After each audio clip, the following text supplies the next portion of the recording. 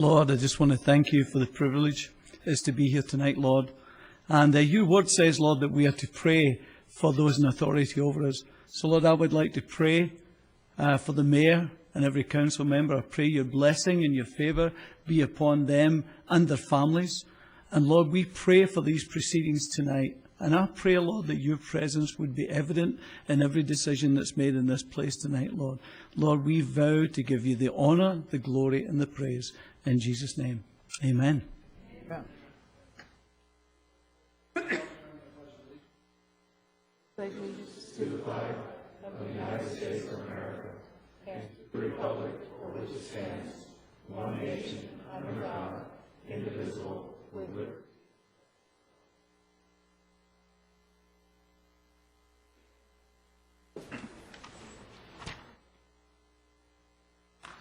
We now have a special presentation for Sergeant First Class Yuen, U.S. Army Recruiting Station, who alerted the Sheriff Department while following a vehicle that was involved in the robbery of an APM store.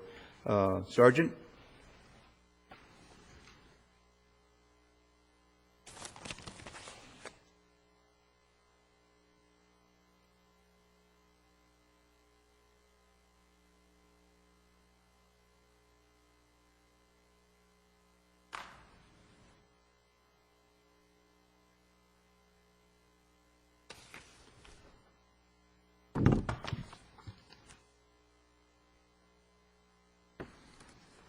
The proclamation reads, whereas President Theodore Roosevelt once said, in any moment of decision, the best thing you can do is the right thing. The worst thing you can do is nothing. And whereas on the evening of February the 20th, 2009, Sergeant First Class Frederick L. Yuen, Jr. entered an AM/PM mini market at the corner of Bear Valley Road and Amethyst as a man brushed past him in a hurry, and the clerk announced they had just been robbed. And whereas Sergeant First Class Yuen, Jr. followed the man behind the Blockbuster Video store and witnessed the suspect get into a Honda and try to hide while the driver took off. And whereas the driver drove to a home on North Star Avenue, unknowingly followed from a distance by a vehicle driven by Sergeant First Class Yuen. And whereas the location of the robbers was relayed to the police department dispatch via cell phone by Sergeant Yuen, leading to the location and identification of the suspects. Now therefore, I, Rudy Cabreras, Mayor of the City of Victorville, do hereby join the other members of the City Council in recognizing Sergeant First Class Frederick L. Yuen, Jr. for his quick action and courage resulting in the arrest and confessions of the suspects. Sergeant, thank you very much for your actions, and I'm sure that Captain Taylor has a few words to thank you also and for your actions. Thank you. Sergeant, on behalf of the police department, we just want to thank you for becoming an involved citizen, doing the right thing, not getting involved, but for reporting that information to us, and thank you very much. That's it.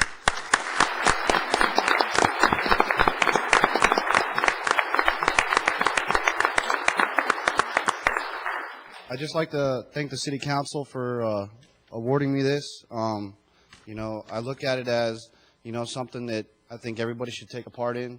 You know, when criminals go out there and do the unnecessary actions that they do, I think it's in everybody's best interest to actually stay away from it and do what you can to report it to keep our streets a little bit safer than they are right now. Thank you very much. Thank you.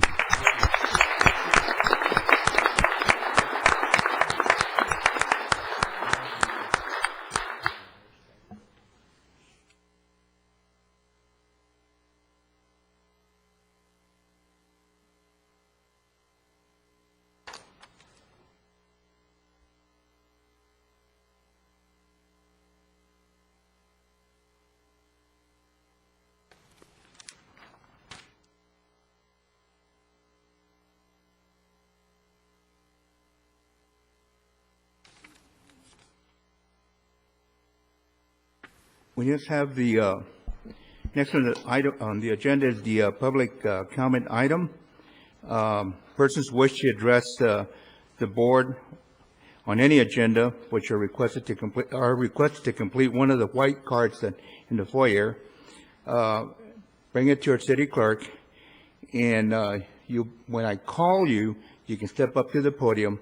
You have 3 minutes to make your comments, and then either we'll agendize your item or someone from the city staff will contact in regards to your concerns. So with that, I have item number 1, we have Karen Moore.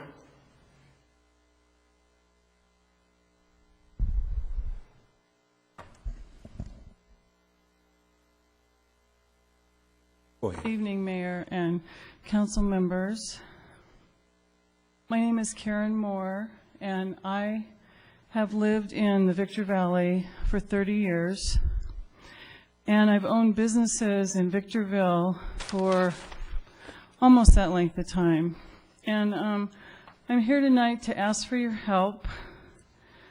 My company, Cimarron Escrow, has been operating since 1987, and we have noticed in the last couple of years that we have lost, well, actually, just in the last year, we've lost 17 escrow companies and or branches in our valley due to the fact that our real estate market is primarily foreclosures, and the lenders who own these properties are requiring that escrow services be handled out of the area. Our real estate market right now is about 90% foreclosures. And last month alone, there were 544 closed escrows, foreclosure escrows. And gosh, probably only a few of those were handled by local businesses. The other issue with this is the buyers of these properties are required to do business out of the area. They have to pay higher fees. They have to travel sometimes 150 miles when there are local businesses perfectly capable of handling this type of business. And we have clients and buyers who want to use local services and keep the business in the community. And you know, when businesses close up here, it's not just about that industry. Very often those people leave the valley. When those businesses close, it's revenue. When people are laid off, then they don't go to the restaurants or the theaters, they don't shop, and that impacts the whole valley. We have been to the town of Apple Valley, and they have given us a resolution in support of keeping business local. Same with the city of Hesperia. And recently we learned that the California Assembly has introduced a bill, it's AB 957, to change this. So, and I brought a copy for you. But to change this so that buyers have a choice of settlement services, title services, and other services involved with the whole escrow process. We've also been getting petitions signed by other businesses, not only real estate businesses, but other businesses and local citizens to keep the business local. You know, there's a lot of reasons why businesses fail, but there's plenty of business in this valley, and we're just not allowed to participate in it. A lot of these lenders are out of state, and they pick a national company, and then they subcontract it out, and our local real estate agents and people have no choice as to where this business goes. So we were hoping to maybe get your support with a resolution. And I've had some phone calls from 2 assemblymen so far in California, because I sent them all a package with all of this information, and they're very interested in this, and the support from the cities really means something to them too, so. Can you give that information to our city clerk? Absolutely. And also, I'll have economic development, our director, Keith Messler. We have talked about this issue, so maybe they can give you some insight on what we're doing on our Great, on our side. would love that, thank you very much. Thank you.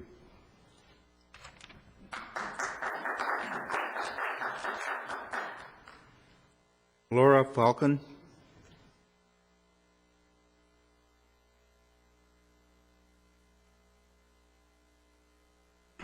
I'm acting as translator for her. Falcón, entonces. Falcón, Laura Falcón. Mi problema es que en los 2 meses, diciembre y enero, me llegaron cerca de $1,000 de agua y yo vivo sola y quiero saber, no han podido resolver, he llamado varias veces, van y revisan, pero me dicen que el medidor está bien y que no sé qué debo hacer. For the month of December Diciembre y enero. and January, she has received bills over $1,000. She lives alone. She has called and resolution has not been made on her bill. They say that the meter is working properly, but still, like she said, she lives alone, and that's too high for her. Normally, she pays $30 to $50 a month. Any other information? ¿Tiene más información? No, solo traigo los recibos. Okay, she has her invoices with her bills. Okay. I can tell her in Spanish. Okay. Habla español. Nuestra secretaria lleve los papeles, ya la llame, la va a llamar mañana o pasado mañana, por favor. Gracias. Gracias.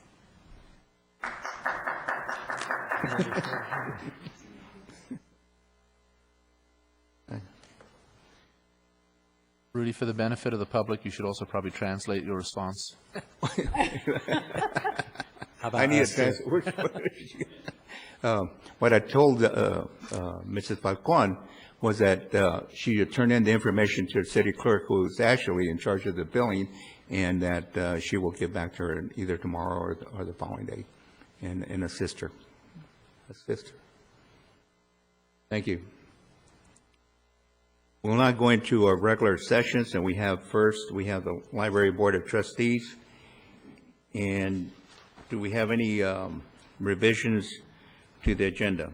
There are no revisions. We do have the consent calendar. Is there a motion to approve? Move for approval. Second.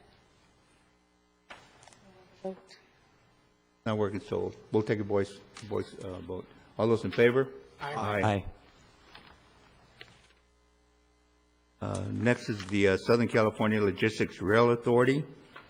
Revisions to the agenda. No revisions. We do have a consent calendar. Move for approval. Second. All those in favor? Aye. Next is Southern California Logistics Airport Authority, and Mr. Caldwell. Item 3 is the consent calendar. Move for approval. Second. All in favor? Aye. Opposed, unanimous. Item 3 is a request to ratify documents relative to Dr. Pepper 7-Up and the ground lease and the memorandum of the ground lease agreement, the purchase option, the agreement regarding enforcement of owner participation agreement, a supplementary declaration of what is referred to generally as CC&Rs, and an indemnity agreement. All of those are a package of documents relative to that project. Questions or comments from members of the Airport Authority? None. Their motion would be in order. Approval. Second. Discussion? All in favor signify by saying aye. Aye. Opposed? Carried unanimously. Number 5 is request to approve a reconsideration of an earlier action with regard to the air cargo marketing consulting contract with Guy Fox for it to become a month-to-month agreement, not to exceed 6 months, fee of $10,000 not to exceed $60,000 for the life of the agreement. You have the backup materials that deal with that. Questions or comments? I would have a question. from our city manager. I believe that in the new agreement, it's a month-to-month agreement. It's a month-to-month. You have additional information. I'm not sure it's in the agenda that I requested from the airport manager. That was Mr. Peter Soderquist, indicating that the involvement it is here at the present time on forming an alliance with Subic Bay Metropolitan Authority and Clark International Airport Corporation. I don't want to interrupt these proceedings. I've directed they continue with those meetings, and it is my opinion that that is a month-to-month. I would hope that there would be a success on this. It should be successful, and we receive a favorable response in regard to our attempts. That should continue. And if not, I would bring this back to the council and ask that it not be continued. Let me point out something to the council. This is there is no secret. The economy, you read every day on what's been cut back in the county and other cities. They've cut back their expenditures. We're cutting back expenditures. We have a lot of activity that are under contract. Of course, one of the things that I have mentioned privately, and I might as well mention publicly, that we have a myriad of contracts. And I would always request that contracts be canceled and then renegotiated before we start laying off employees. I cannot, in good faith, continue with contracts and lay off employees when we have employees that are in a position to continue those jobs. I'm trying to save as much money as we possibly can. And at the same time, we do have contracts with individuals that have unique talents, and we don't want to lose that talent if, in fact, those contracts are producing. I think that I and the council and the public expect nothing less. And so these negotiations are occurring. They should continue. I hope they will be positive for everyone. I'm recommending that it continue on a month-to-month basis. Further questions or comments? Not a motion would be in order. Move for approval. Second. Seconded. Screen hasn't changed. There we vote. Unanimous. Item 6, a request to renew the airport marketing contract with Jim Worsham for 6 months in the amount of $150,000. Questions or comments from the council? Have the packet of materials that deal with the accomplishments of Mr. Worsham. I move for approval. I have a question. Is this the same month-to-month on this one, too? No, this one is not a month-to-month. Mr. Worsham's contract was considerably more, and this was submitted. The contract had expired. It was submitted to me. We began to look at the amount of travel and other items that were associated with it. My initial request was to cancel the contract on the basis that I think all contracts should be canceled and renegotiated on a as-need basis individually. In this particular instance, has been reported again by Mr. Peter Soderquist and to some extent Mr. Worsham, there was a request to reduce the contract that had been paid in the past, also that he be responsible for his, that he not be reimbursed the fee for private use of airplanes.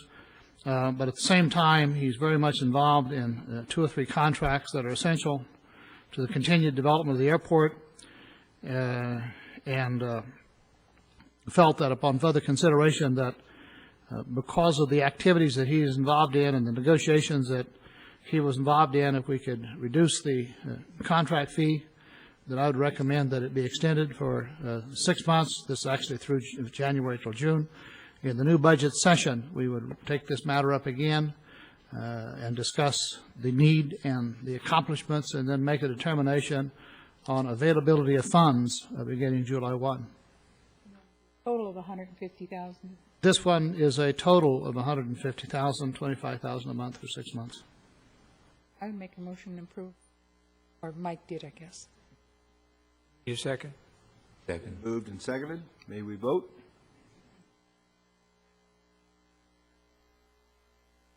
Unanimous. That concludes the regular part of the agenda. There are 3 items under closed session. that you enumerated on the agenda. If there's no urgency add-on items, that would conclude the Airport Authority agenda. We'll now go into the Victorville Redevelopment Agency agenda. Any revisions to the agenda? No revisions. We have the consent calendar. Move for approval? For a second? Second.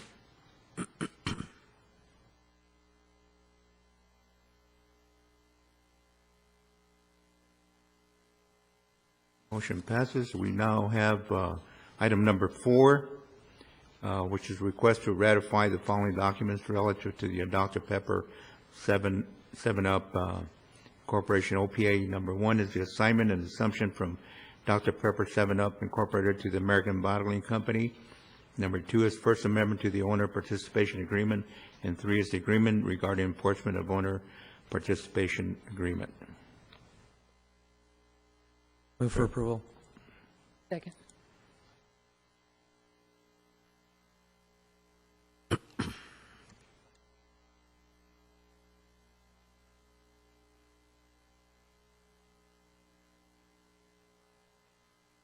Motion passes. Item number 5. Keith, could you give us just a brief overview of this item?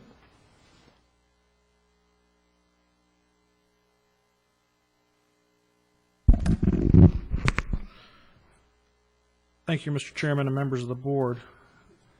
The item before you involves an affordable housing agreement that was previously entered into by and between the Redevelopment Agency and the successors to the Southern California Housing Development Corporation, which is National Community Renaissance. Currently, we're in the final stages of completing the construction loan and permanent financing for the build-out of this project. Very generally, this project is a 128-unit multifamily development proposed generally along the northern extension of Civic Drive, immediately north of and adjacent to the existing 100-unit apartment community known as Impressions at Valley Center. This board previously approved an agreement that actually positioned the agency to serve as a financing conduit to help build this project. The funding source for the project is from the Redevelopment Agency's Low and Moderate Income Housing Fund. Very basically, the two items that are subject to this agenda item involve an estoppel agreement, which is a requirement being requested of us mainly from Bank of America, who is the senior lender in the project. And basically that document restates certain facts to their benefit related to our affordable housing agreement. It's our position that there's nothing substantial in this document that deviates from what we've already agreed to in the affordable housing agreement. The second document basically memorializes a disbursement structure, and it's the disbursement agreement. And being a participant to the overall capital structure of this project, we are going to be lending money through to the project to assist in the construction financing, but then also have it be rolled over as a part of the permanent financing structure. So we've utilized Bank of America's services, since they're the senior lender on the project, to help facilitate the disbursement. That's processing all of the payment requests, that's processing all of the inspections, and basically bringing some assurance to us prior to actually cutting checks that we're paying for work actually complete. I think most notable in the disbursement agreement, which is different from the original structure approved by this board, and we think the change is certainly in our benefit, is the cash flow management will be controlled a lot better to where we're actually going to be retaining our funds from the housing fund as long as we can. It was originally contemplated that the loan, which is about $21 million, was going to be immediately deposited into an account with Bank of America, to which they would use then to disperse and fund the construction element of the project. We instead are going to retain those funds and disperse on an as or as an occurrence basis, if you will. So with that, staff is recommending the approval of the two agreements. They do not substantially change the nature of the agreement already approved, and the change that we do include in here actually, we believe, works in our favor. I think the only thing further to add is that we're probably on schedule to close the loans next week, and I think there's a groundbreaking expected within the next 30 days. There's representatives here from National Community Renaissance that can speak to any questions or comments you might have. They have indicated to me that they would like to do a groundbreaking. It's a pretty big project that we've been working on for a long time, and they definitely would like you to be a part of that event. So with that, I'll remain available for any questions or comments you might have. Any questions? We do have John Seymour that wants to speak to the item. John?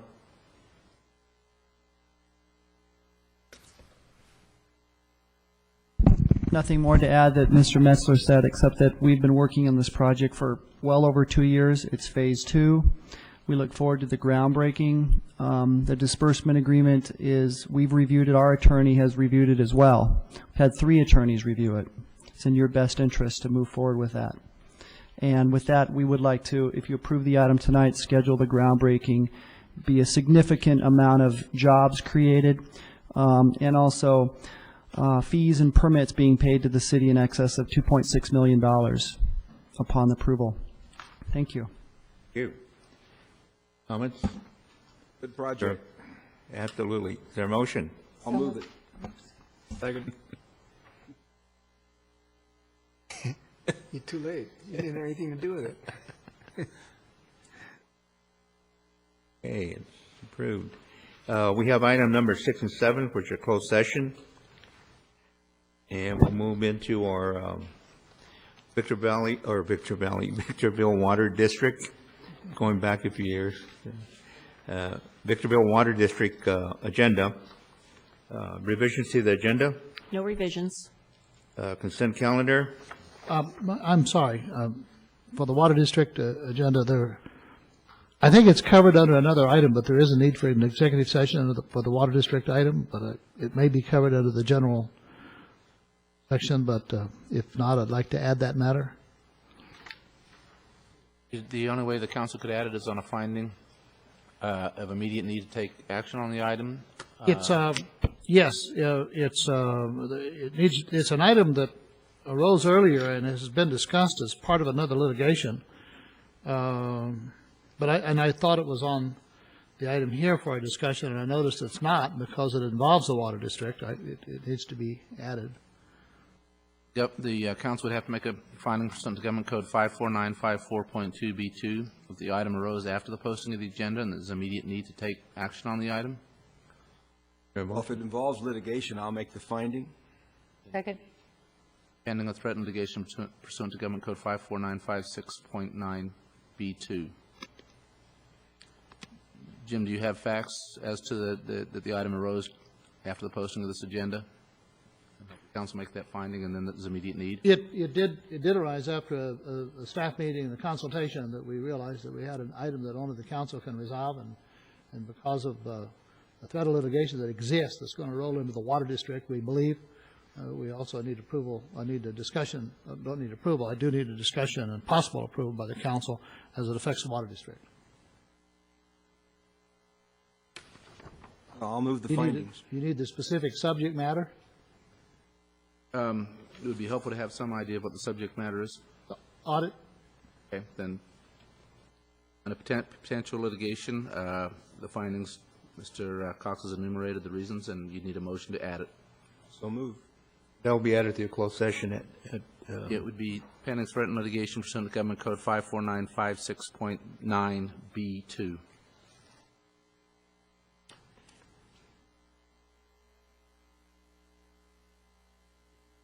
There's a motion and a second? A second. Yeah, there is. We need to. This is not on the agenda, so we'll have to take this by a voice vote. All those in favor? Aye. Aye. We go into the consent calendar. For approval? A second. Second.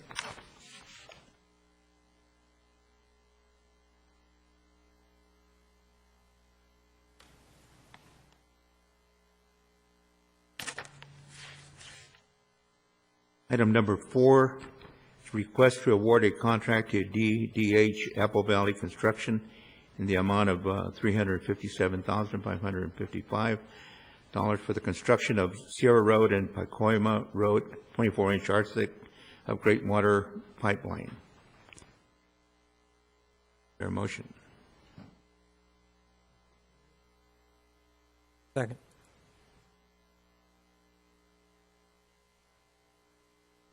These are local companies, Apple Valley Water Construction. Yeah.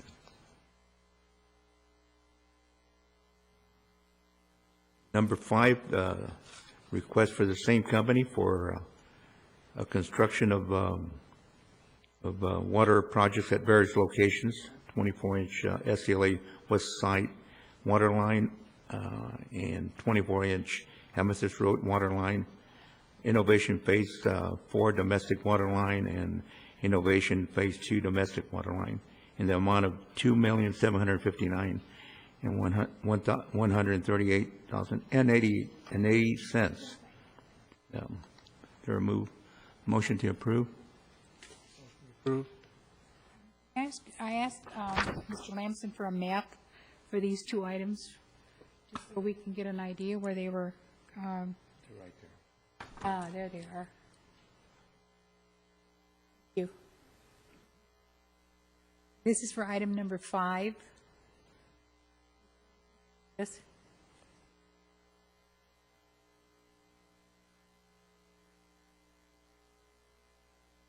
that going all the way to Mojave? Yes. Oh, okay. Pretty long walk. Yeah, that-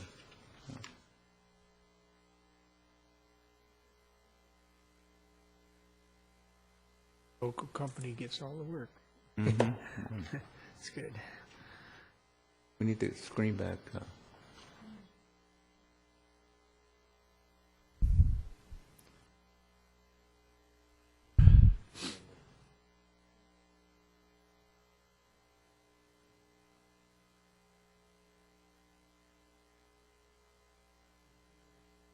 Put your screen back. Just right here. Okay.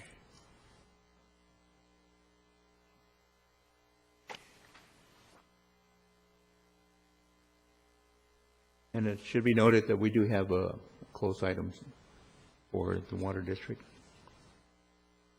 City of Victorville Council agenda revisions. There are 2 revisions. On item number 6, the city engineer has requested that that item be continued to the April 21st meeting. And there is a request of the risk manager to remove closed session item number 17. And Cabrialis, I also do not need to have the closed session item on number 13 as well, so I would request, as a last minute, we found out that we have nothing to report on 13. that. Item 13.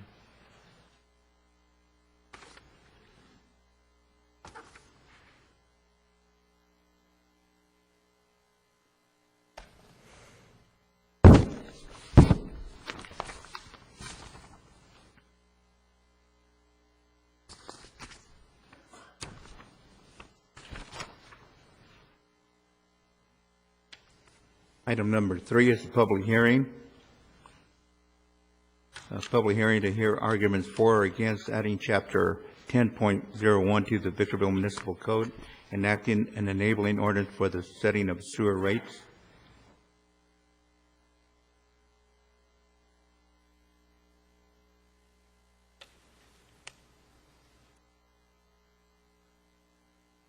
You have to read the heading of the ordinance? Yes, the public hearing first needs to be opened on this item. Oh, wait, the public hearing is now open for item number 3. Is there anyone that wishes to address the city council either for or against item number 3? Hearing none, we'll close the public hearing, and please read the ordinance. An ordinance of the City Council of the City of Victorville adding Chapter 10.01 to the Victorville Municipal Code, enacting an enabling ordinance for the setting of sewer rates. Introduction of ordinance 2234.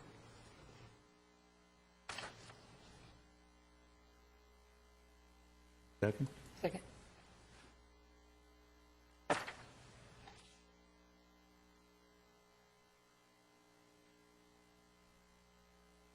Number 4 has been continued to 4705. We now have the consent calendar, item number 5. Mayor Cabrialis, it's item number 6 that is going to be continued.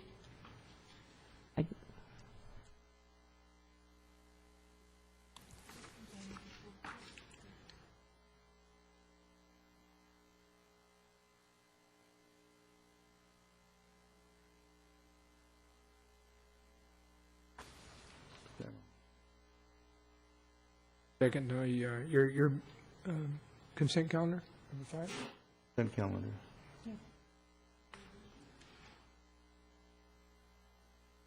I have made a. I believe we have item number 4, which is the purchasing ordinance, which is a public hearing as well before the consent calendar. And It my was understanding, referred Mr. Cox, we're not pulling that item at this time, correct? Oh. So you're not pulling the item number 4 out? Mr. Cox, is it your request to pull item number 4 at this time, or? Well, excuse me, Mr. Mayor and Council, item number 4 has gone back and forth, and there was some disagreement in regard to the reason that this was required. One of the things that I noted was the allowance for the expenditures. I felt that the amount of expenditures allowed in regard to purchasing for the city manager was much too high. I had recommended that language be changed to restrict the spending authority of the manager to a basic $25,000 fee, and that any expenditures in addition to that should go to the city council, and that the department head should be restricted to $10,000. If it needs to go to $25,000, they can get the manager's permission, and beyond that, back to the city council. There is an exception for the change orders.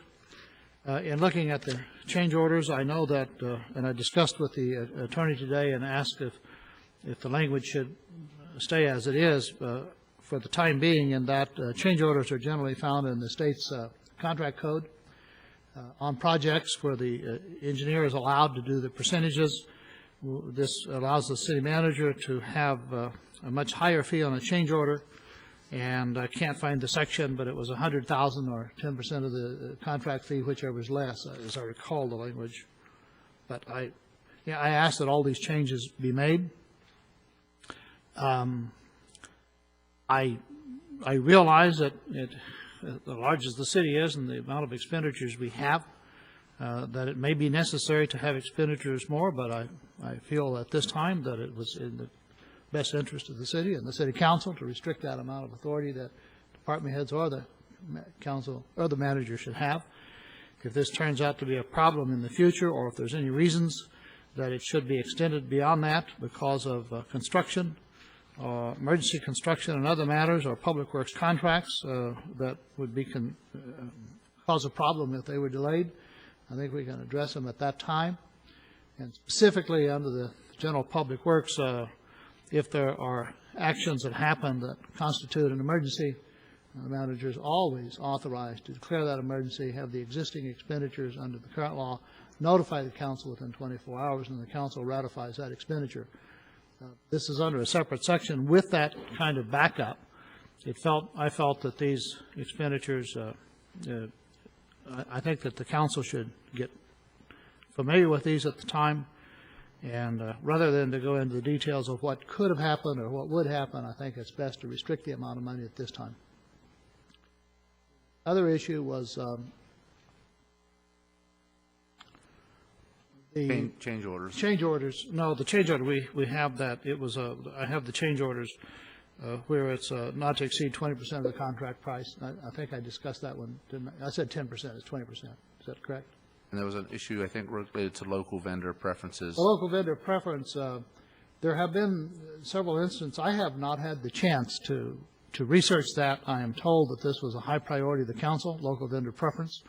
Cities have adopted those changes. At current, this does not change what currently is in the code. There was a request that we withdraw this whole thing until that could be studied.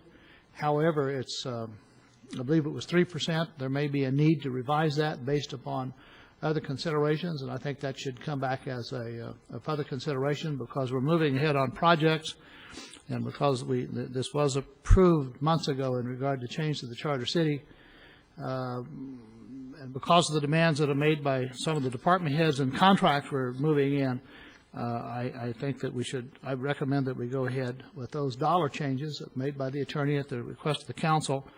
Go ahead and approve it. I don't think there's any other minor changes. The vendor amount is going to have to be studied anyway, and I can't find anyone who has a fee that's acceptable that can be adopted by the council under the charter ordinance without being the threat of gift of public funds, and that needs to be studied anyway. The local vendor preference is in effect. I believe it's 3%. Is that correct? And I think that is an absolute good start. It still expresses the council's opinion to assist, and the philosophy of local vendor preference to spend the money here. I would request that we go ahead and have the first reading introduction.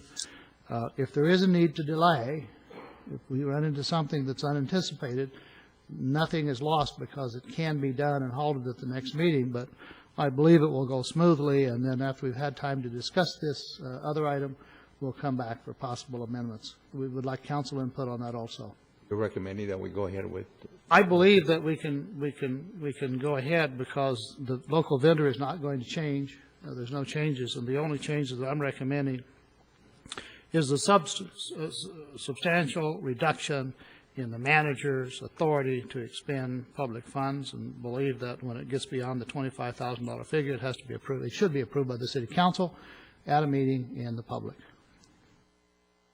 Mayor Cabriales, this is an agendized public hearing, so your choices are essentially to continue the item. You could open the public hearing, hear all the testimony, close the public hearing, introduce the ordinance with the revisions proposed by the city manager. You could continue the whole item or remove it from the agenda. Or you could, again, there will be a second consideration of this before the ordinance is complete. So we would have the ability, assuming you want to proceed with it, to open the public hearing, take all the testimony, close the public hearing, have a motion to adopt the ordinance with the changes suggested by the city manager, and then the actual document itself will be revised to reflect those changes before you consider it for actual adoption. Okay. We'll go ahead and call the public hearing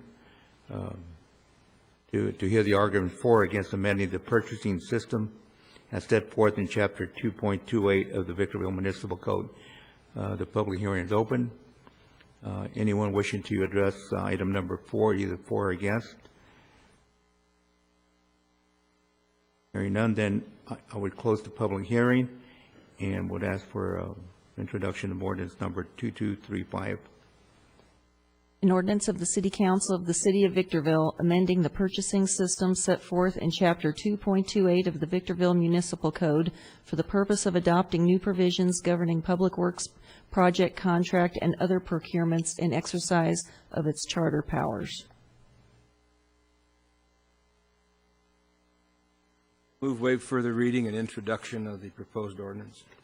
Second. That with the city manager's proposed changes. Yep. Mayor Cabriales? Yes. Before we vote on that, so if we're waiving further reading, will it come back or no? Well, no, we have to come back for the Still second. will come back. The waiver of further reading just avoids the requirement in law to read the entire ordinance.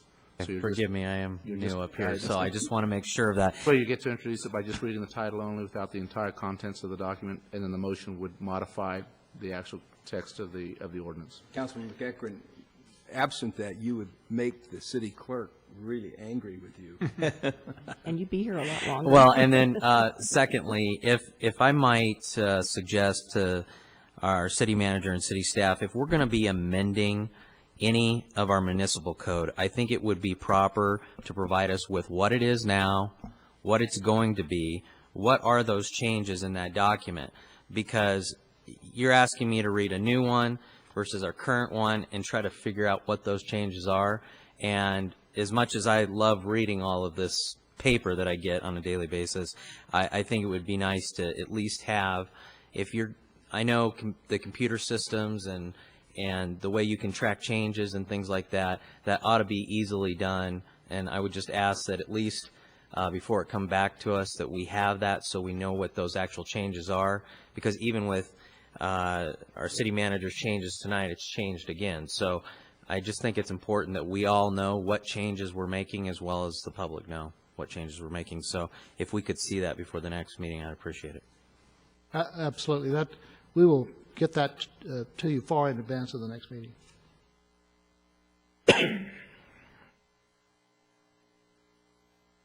Okay, the motion passes. Now we'll go into the consent calendar. Is there a motion to approve? So moved.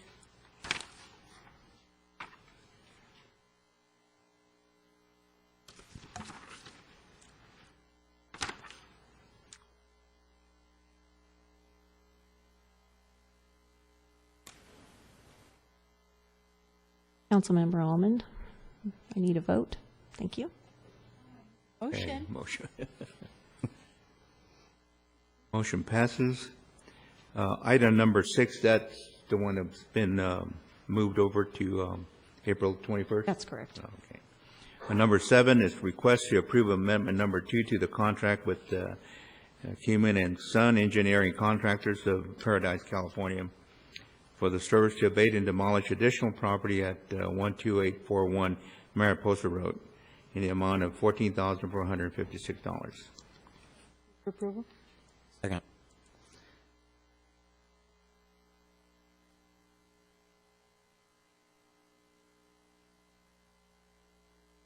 Motion passes. Number 8 is a request to declare intent to issue tax-exempt obligations and adopt resolution number 09-010, entitled, "A Resolution of the City of Victorville declaring its intent to issue tax-exempt obligations for certain public improvements and to allow for the reimbursement of expenditures made prior to the issuance of such obligations."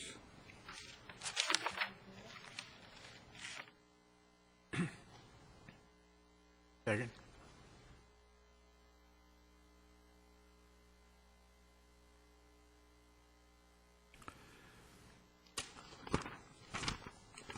Motion passes. Item number 9, request to destroy certain records and adopt resolution number 09012, entitled, "A Resolution of the City Council of the City of Victorville giving approval and authorization to destroy certain records of the City Water Department, Finance Department, and City Clerk Department." Approval. Second.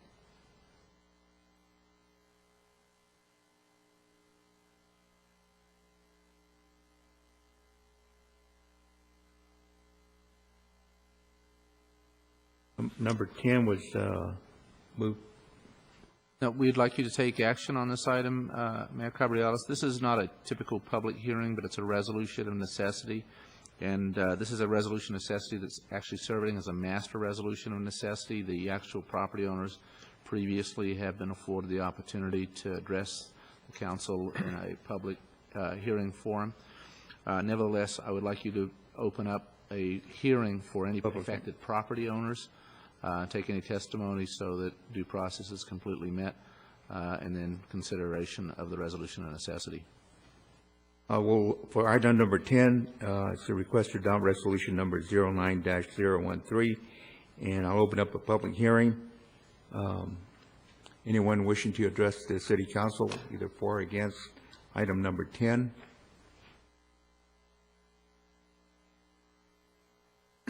I will now close the public hearing and entertain a motion to adopt resolution number 09013. So moved. Second.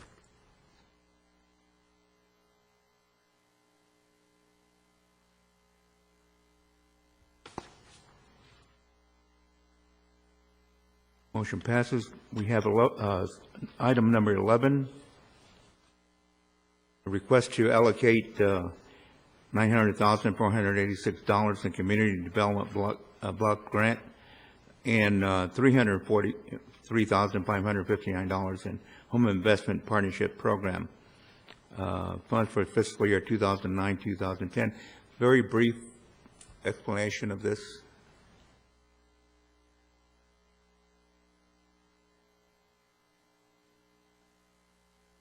Mr. Mayor and members of the council, every year as an entitlement city, we receive funds from the U.S. Department of Housing and Urban Development, and those funds are very commonly recognized as what we call Community Development Block Grant Funds. The acronym is CDBG, which is most typically recognized by. And also we're responsible as an entitlement city to receive and administer the use of home investment partnership funds. And annually, we're required to go through a application process, and we did that with the help of Councilwoman Almond and Councilman McEachran. They did assist us in ranking all of the applications that we received this year. Like every year in the past, it was very competitive, but we felt that we were able to clearly distinguish, given the city's priorities in funding this program. We were clearly able to distinguish which applications were most worthy of the awards. I think just as a point of clarification, there was we did have a committee meeting to discuss all the applications, and the resulting committee meeting did have a clear recommendation. There was a slight change that I discussed very specifically with Councilwoman Almond and Councilman McEachran with respect to original recommendations involving the Capital Construction Fund. Just for a point of clarification, the changes that we discussed are in this report, so the funding recommendations are accurate and correct. Staff is recommending approval of this item and is available for any questions or comments. Go ahead. Go ahead, John. I just want to say what a great job Mr. Missler and his staff. I have been on this committee before. This one was a breeze, and I wouldn't mind even volunteering for next year. Oh, there you go, you're on. I'm very sincere. I think it was wonderful. It really was. Made it very easy. I thought it was great. Thank you. Well, if I can, I'd like to specifically recognize Liliana Collins, who's here in the audience with her kids, and they should feel very proud. She's the backbone to this program. Also, we really take the leadership from Tamara Torres, who is our redevelopment housing manager. For all intensive purposes, I get to be the figurehead and report to you. So they're the ones that do the real work. Appreciate your comments in that regard. I had a question, Keith. There was one for the domestic violence. Was that the better way, or oh, okay? I didn't see that there, so I just kind of wondered. So that's good.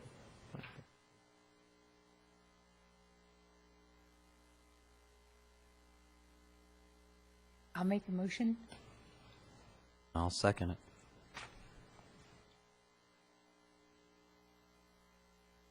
Thank you, Keith. And not to change anything, maybe just to add, one of the things that we're going to do also for the year forthcoming, there is an expectation that the HUD allocations are going to be greater. So to the extent we do have funds that are in addition to what's already been allocated, we'll reconvene the committee, follow the same process, bring it back to the council for your approval. And then I think new this year, we'll also introduce regular updates, progress updates, maybe quarterly updates is kind of where our mind is right now, so that you as the council can kind of see where the funds are being spent and the progress of the expenditure of funds. Well, one of the objectives is creating jobs too from this. Council reports. Councilman Caldwell. The only item, it was on the consent calendar for City Council. It was item Q, informational update on the status of federal stimulus funding. In a meeting with several members of our city staff, I asked that we have this report provided to us and constant updates given. There is perception out there, I'm sure the rest of this council has heard it, that Victorville is not going after any stimulus funding, and this information is available on the website. We are very much going after it, and if we're able to secure any of it, everyone will know about it. So I just want to make sure that that everybody takes a chance to look at that, and I've asked Amr, who's in charge of keeping track of that, to continually update us at each council meeting on the progress of applications for stimulus money. Are we getting any of it? What are we going to be able to use it for? So. Just to add a comment on what Ryan just said, that you can be philosophically against the way the so-called stimulus package was built and put out there on the street, and I did, like many of us, maybe disagree with that. But having said that, would be malfeasant in our office here. If the money's available to your local communities, you're not there to go out and put your hand out and take whatever is we're entitled to out of that fund. It's, you know, we have our own levels of responsibility, and so that's just the way that works. So don't anybody misconstrue that just because people stand up and say, I disagree how the Congress has outlined it. Once that's a done deal, then it's our responsibility to find those resources that are there available for the community and use them.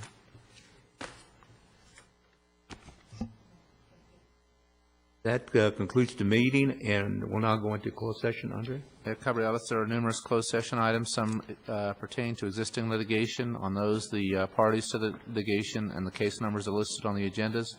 Some are real estate property negotiations. The negotiating parties and parcels are listed, properties are listed on the agenda, and some are pending. To the extent there are any final decisions made, we will come out and report any actions taken by the council. Thank you. Start up.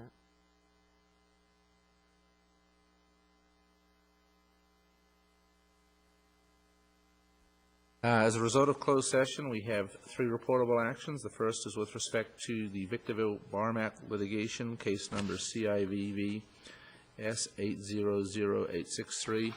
The council, by unanimous vote, agreed to dismiss the lawsuit. With respect to some of the litigation, there are 2 reportable actions with respect thereto. The first is that the city manager is authorized to seek a independent audit of the water district in an amount up to $40,000. The third item is that the city manager has been authorized to cancel any contracts that he deems unnecessary and to renegotiate all potential contracts with respect to projects on behalf of the city. And the meeting is adjourned. Good.